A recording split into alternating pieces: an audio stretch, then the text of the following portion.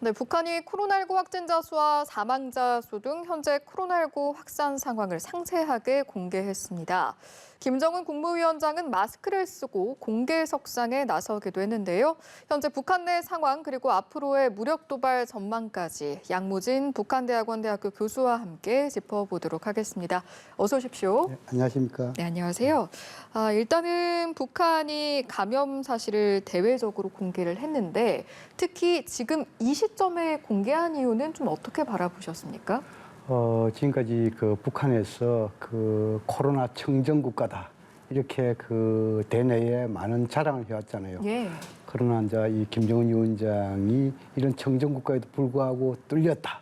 그런 측면에서 방역 리더십 상당히 좀 상처를 받았겠죠. 예. 지금 상황에서 이것을 지금까지 비공개 방역에서 공개 방역으로 전환한 배경이랄까요? 한 두 가지 정도 요약해 볼 수 있습니다. 예. 첫 번째로는 오미크론 확진자 수가 굉장히 많이 늘어나다 보니까 이것을 극복하려면은 주민들의 도움이 절실히 필요하다.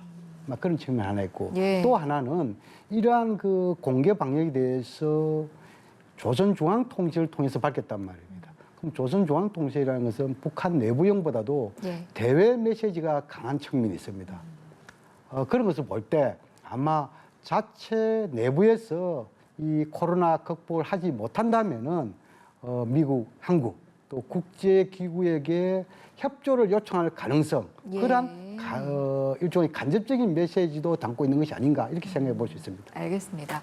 크게 두 가지로 정리를 해주셨습니다. 확진자가 대폭 늘어났다는 부분 그리고 의료 대응 지원에 대한 어떤 협조를 구할 가능성에 대해서 말씀을 해주셨는데 확진자 이야기 조금 더 해보겠습니다. 지금 35만여 명의 확진자가 나왔다라고 보이는데 혹시 이제 그 수치를 집계하는 시스템 같은 게 있다면 그런 걸 고려를 했을 때 이게 정확한 수치일지 아니면 좀 더 있을지도 궁금하고요. 그렇죠. 이 과학 방역이랄까요? 예. 이러한 우리도 이 수치에 대해서는 조금 오차는 있겠지요. 특히 북한은 진단 키트라든지 예.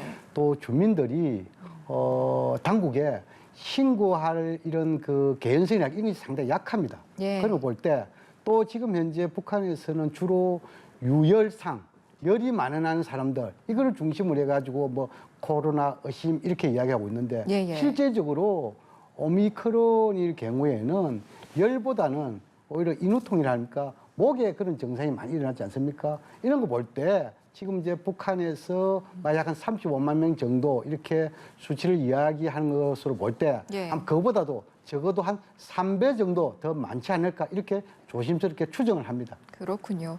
그렇다면 이렇게 확진자가 대폭 늘어난 이유는 무엇일까? 지금 이야기가 나오고 있는 것 중에 하나가 지난 4월에 있었던 열병식 이야기도 나오고 있습니다. 좀 원인이 있을까요?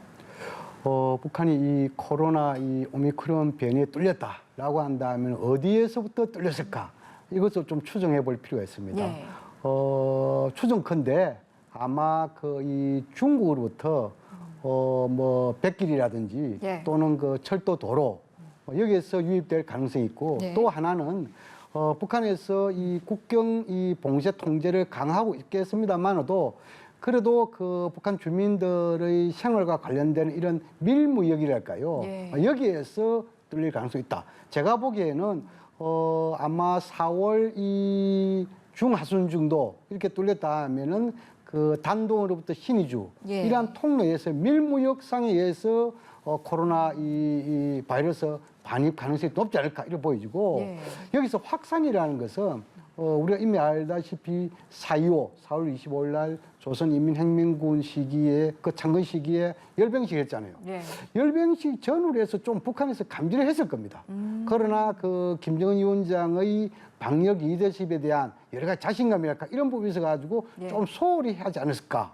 그런 측면에서 기하급수적으로 상당히 숫자가 늘었고 더 이상 숫자 이것을 방치할 수 없기 때문에 네.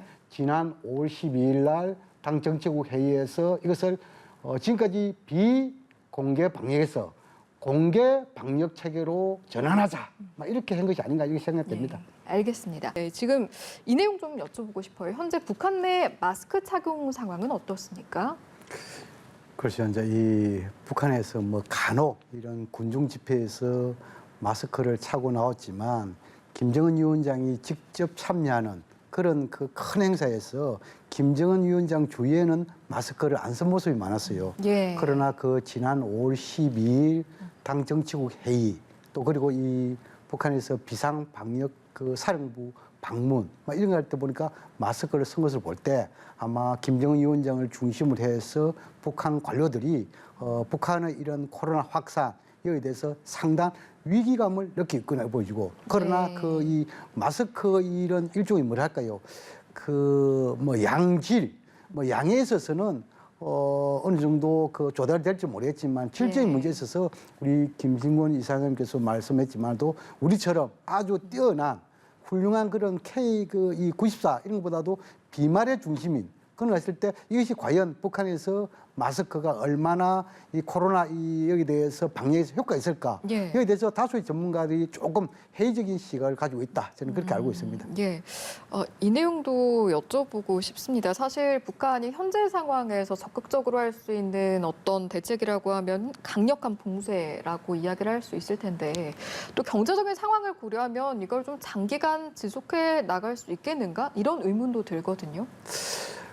상당히 이제 북한은 그 이 코로나19 방역 체계 관련해서 굉장히 원시적인 방법을 선택하고 있다. 예. 다시 말해서 이 국경 봉쇄라든지 주민들의 통제 뭐 그런 거 하면은 충분히 되지 않을까 뭐 이렇게 생각하고 이것이 건 2년 정도 이렇게 그 끌어왔죠. 예. 그러나 이 오미크론 이것이 아무리 강력한 이런 원시적인 이런 통제 방은 뚫었다. 이것이 이제 이 하나의 그 사례로서 남는 그런 측면이 있는데 예. 그러나 이러한 그 이 국경 봉쇄 주민 통제 이렇게 하다 보니까 자연적으로 북한 주민들의 생활과 관련해서 상당히 어렵지 않겠습니까? 예. 북한에서 지금은 이제 뭐 주민들의 생활과 관련된 생필품 북한 자체에서도 물론 그 생산하고 있지만도 상당히 부족하고 있다.